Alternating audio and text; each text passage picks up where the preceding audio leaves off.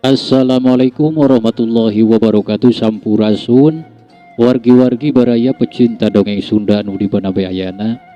Alhamdulillah urang dipanjangkeun yuswa tiasa patepang dangu di sareng simkuring kang tile dina acara cerita Sunda tanapi dongeng Sunda. Urang nuluykeun di hanca carita mitra kaum dangu masih dina judul Sakalingga Jawara Pilih Tanding. Anu mana ieu carita teh hasil karya atanapi karangan Kang Asep Gun di Majalaya Bandung. Kesugri kaum dangu sadaya sakumaha anu kantos di Bandungan ku para wargi sadaya dina jujutan hanca carita anu katunda.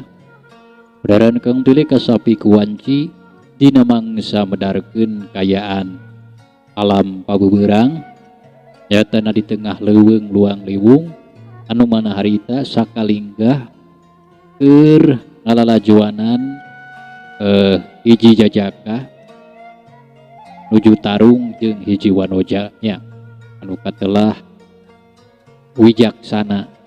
Ari anu wanojana anu katelah Dewi Kantil eta hancatnya. Sumangga mitra urang kusurkeun di perhatian urang kana ieu carita.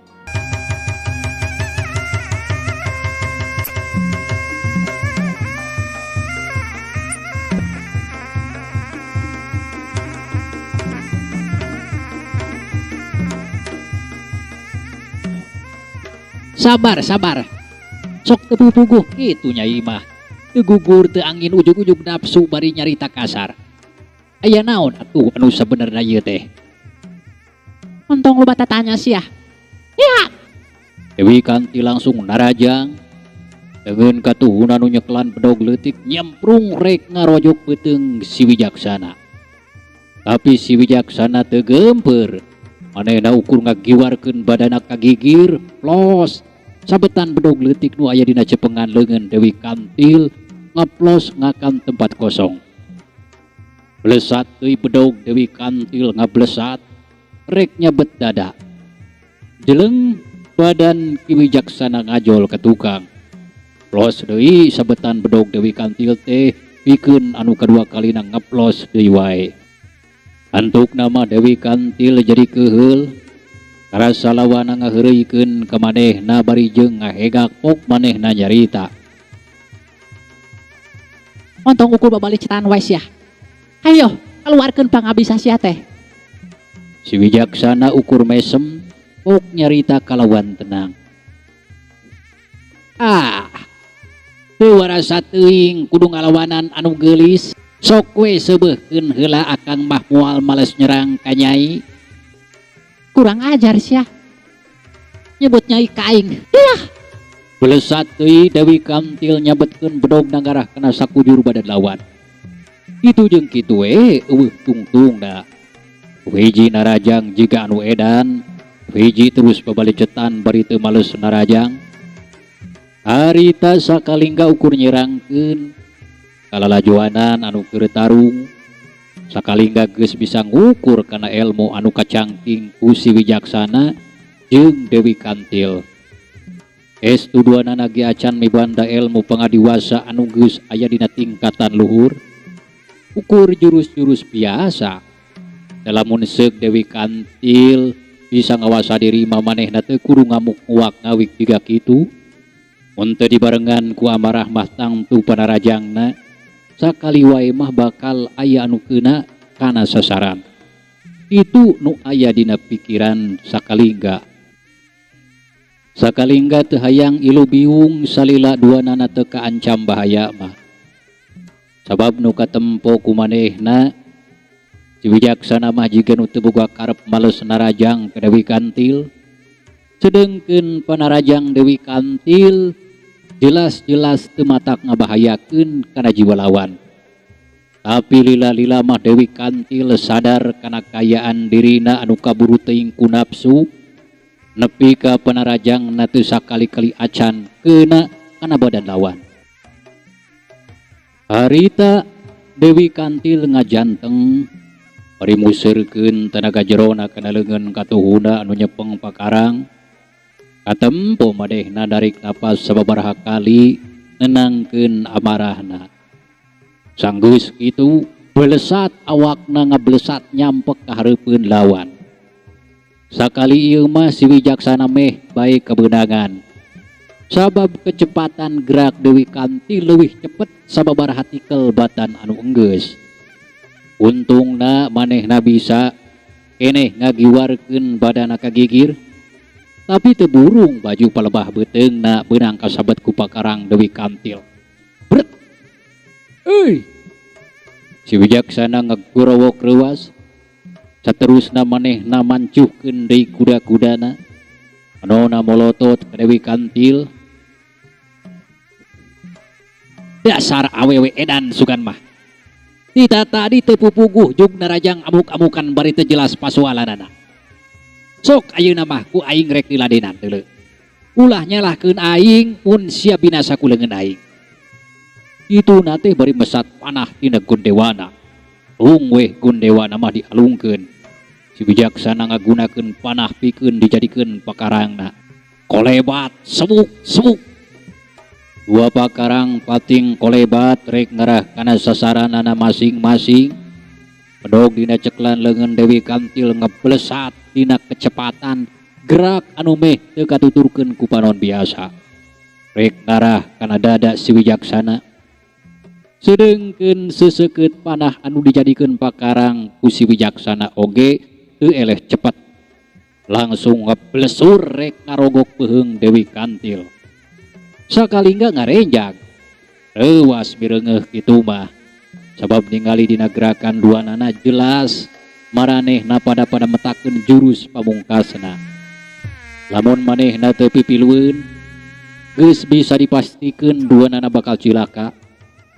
Bisa-bisa bakal paragat nyawana oge. Mikir kadinya sakalingga langsung ajorelat ka tengah-tengah nu duaan. Jorelat jeleng sret sret sret. Sakilat leungeun sakalingga geus bisa ngarebut dua pakarang duduaan. Nyaeta bedogna Dewi Kantil jeung panahna si Wijaksana. Atuh puguh we lain di ngaranjungna hate nu duaan teh.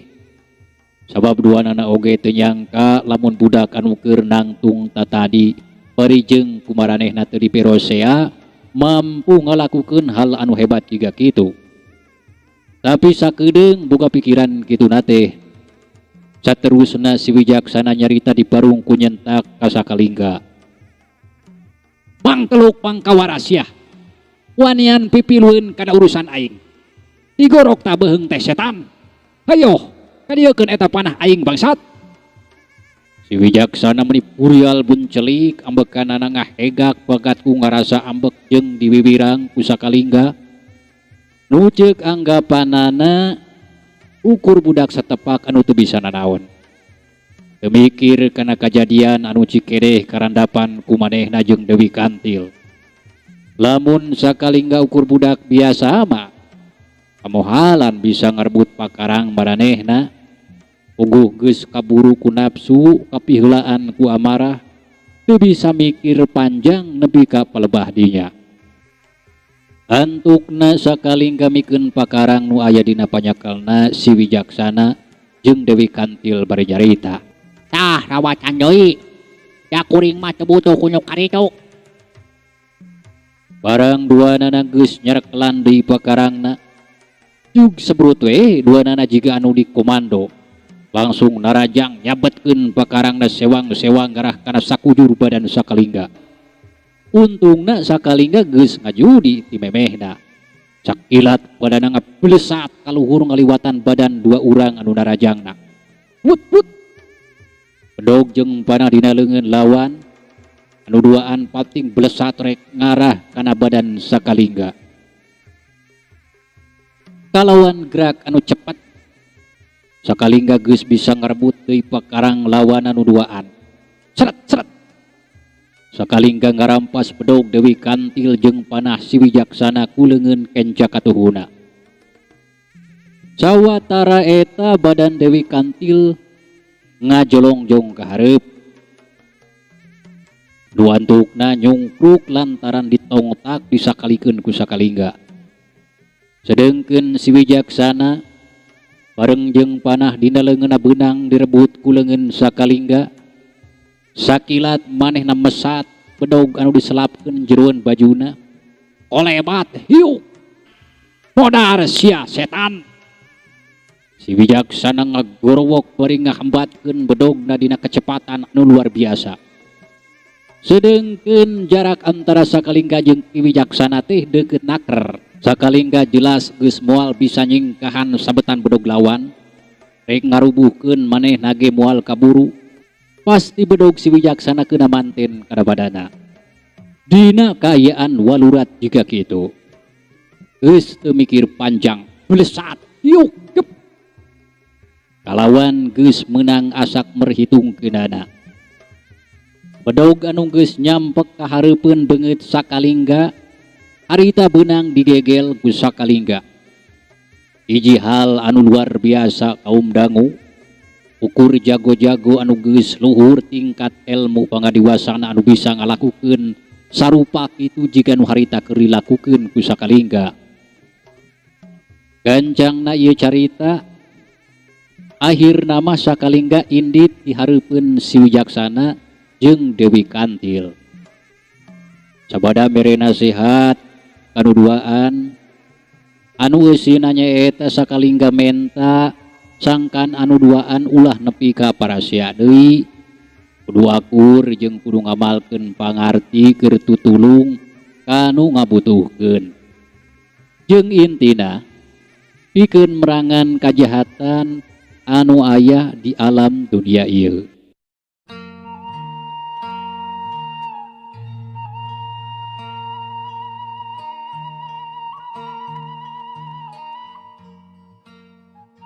Akhirna si Wijaksana jeung Dewi Kantil marulang kalemburna sewang-sewang. Tinggal Sakalingga nu masih keneh ngajanteng bari neuteub tonggong nu duaan sabada amitan ka manehna. Lila-lila Sakalingga oge ngalengkahkeun deui sukuna ninggalkeun tempat eta pikeun ngajalankeun maksud jeung tujuanana. Karek oge meunang 10 lengkah Sakalingga leumpangna. Harita di hareupeunana katempo aya saurang aki-aki geus kolot kelempang ka palebah manehna. Eta aki-aki teh awakna bongkok, didaleungeun katuhuna nyeklan iteuk minangka keur ngabantu dina ngalengkahna. Sedengkeun leungeun kencana nyeklan buntelan anu disampaikeun dina palebah tak-takna. Leumpang narumanggieum jiga nu rek labuh. Perlu dikanyahokeun mitra kaum dangu, jalan anu harita keur dipake leumpang ku Sakalingga jeung eta aki-aki teh ngan ukur cukup saurangeun.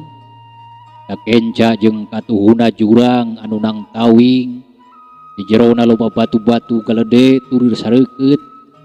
Kusabab eta aki-aki jiga nu embung ngelehan, antukna Sakalingga ngagenjotkeun badana kaluhur pikeun mere jalan ka eta aki-aki. Tapi Sakalingga pohara ngaranjugna, sabab waktu badana ngalayang di luhur teu kanyahoan iteuk anu dina leungeun aki-aki teh nyaho-nyaho ngablesur rek notog huru angeunna. Bari jeung reuwas pacampur jeung teu nyangka oge Sakalingga bisa ngagiwarkeun badana pikeun nyingkahan sodokan iteuk si aki. Blesat trak. Cele suku Sakalingga geus nincak kana lemah.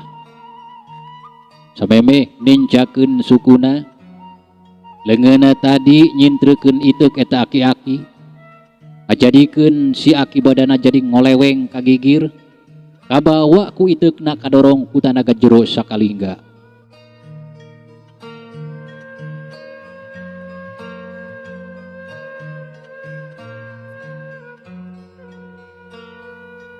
Tapi sakilat ge si aki geus bisa mancuhkeun deui tangtunganana.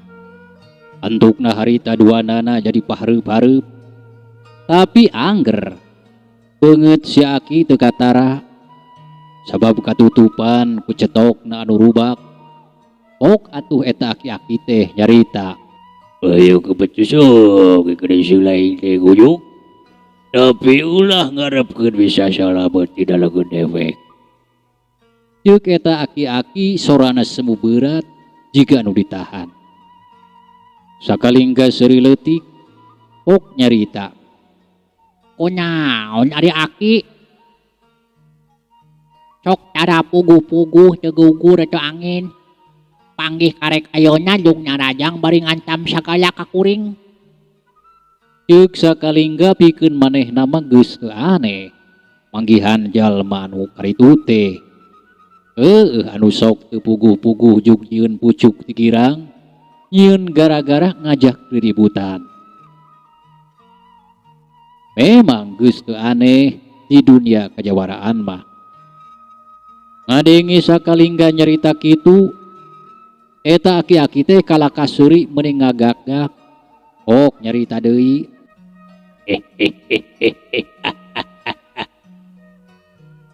Dewe kudu diagan tumpal mangkeluk. Nu lobana 187 urang deui. Tah si laing ayeuna rek dijadikeun tumbal. Tua korban anu ka 80 hijina.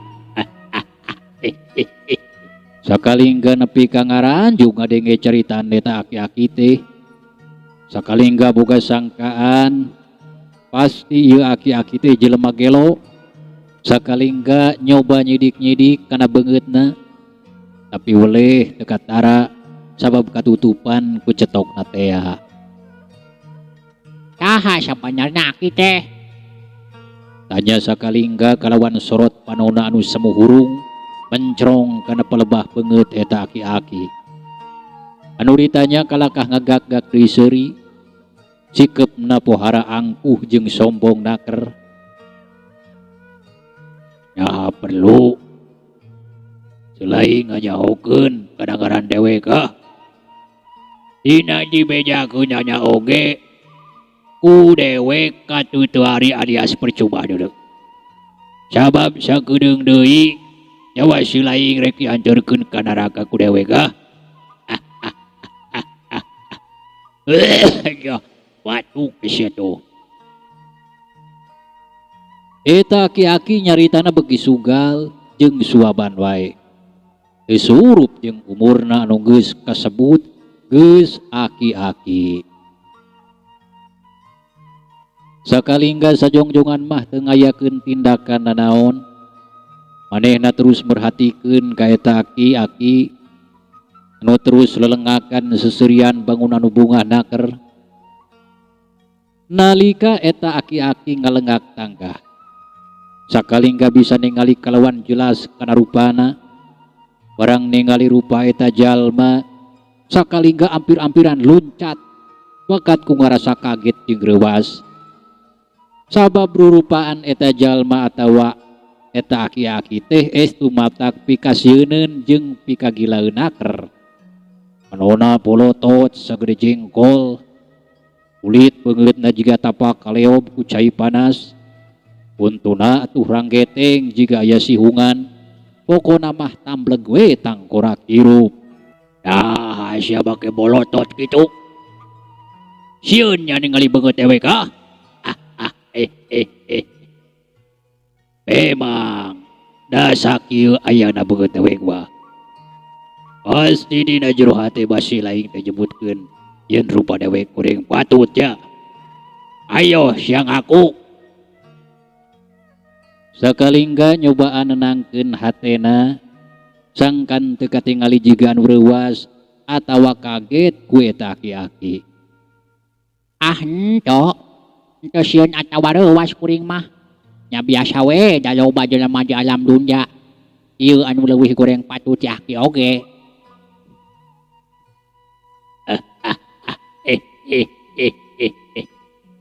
Naon maksudna?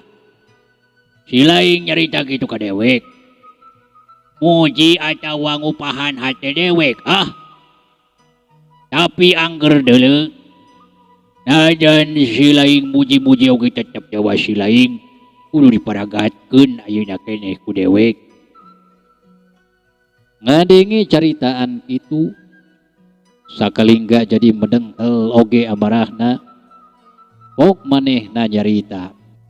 Kita tadi di Bandungan nyarita teh kawas lain kolot. Nya campah teuing sia kana nyawa jelema teh. Nya dikira aing rek sieun ku si aki-aki goreng patut. Dilemesan jeung disabaran kalakah beuki ngalunjak. Pabaung juga jelema weureu ku cubung sia mah. Setan. Wanyian cerita kitu ka dewek. Jika nu heueuh wae sia aya pangepetus pikeun ngayunan kana ilmu pangadiwasa dewek. Bisi si lain can apa? Dewek anu katelah si setan tangkorak. Nu dipika gigis ku sakabeh jawaran nu aya di sakuliah jagat ieu. Ceuk eta aki-aki anu ngakukeun si setan tangkorak. Manehna jadi ngaburingkal amarahna. Nyasatna asa dicacampah ku budak satepak pantar sakalingga. Sakalingga ukur seuri leutik. Adenge eta aki-aki nyebutkeun ngaran atawa gelarna jiga kitu teh. Lantaran saeutik oge pikeun sakalingga mah teu gimbir teu sing. Da geus loba ngaran-ngaran julukan para jawara anungan hungkul serem ngaranna. Dina kabuktianana mah loba anu geus diragrageun ku manehna oge. Bari jeung lolobana ngan ukur kuat sababaraha gebrakan. Ah, ya kuring mah teu ngarasa boga dosa atawa kasalahan ka sasaha oge. Komo deui ka aki anu sasatna karek anyar pinanggih. Jadi pikeun kuring mah teu ngarasa sieun. Najan ceuk paribasana make ngaran julukan setan siluman oge. Tembal sakalingga negrakeun kawanina ka si setan tangkorak. Urang ajar. Ojar sia. Ya. Belesat si setan tangkorak langsung badana ngablesat. Iteukna ngabelesurek notog kana dadalawan. Tapi sakalingga rekat ngadoyongkeun badana ka tukang. Ngajadikeun badan sakalingga ngadang heak. Beungeut nanyang hareup ka luhur plos hiuk. Bareng jeung ngeplosna samberan iteuk si setan tangkorak. Sakalingga rek bancukeun deui kuda-kudana. Tapi iteuk si setan tangkorak geus nyuruntul. Ababad kana suku. Sakalingga kapaksa ngagajeleng pikeun nyengkahan samberan iteuk lawan. Henteu cukup ku kitu. Suku sakalingga jadi ngeblesur najong kana iteuk si setan tangkorak. Anu masih kene ngadius rek ngalakukeun jurus cacar bola. Tuk tuk tuk. Des. Badan si setan tangkorak kuat kang ngoleweng deui wae kagigir. Kabawa ku tanagana anu keur nyekel iteukna. Jarik jeug bangkieung. Si setan tangkorak nepi ka ngajarik jeug. Badana ngebangkieung ka tukang. Untung masih kene bisanhan kasaimbangan badana. Sajong-jongan masih setan tangkorak ngadon ngajanteng bari ngararasakeun leungeuna anu asa komper. Manona hurung mencerong ka sakalingga. Mitra, cageula ieu carita urang tunda heula. Insyaallah kin urang lajengkeun deui. Hatur nuhun kana rupi paratosana. Wilujeng kantun. Wassalamualaikum warahmatullahi wabarakatuh.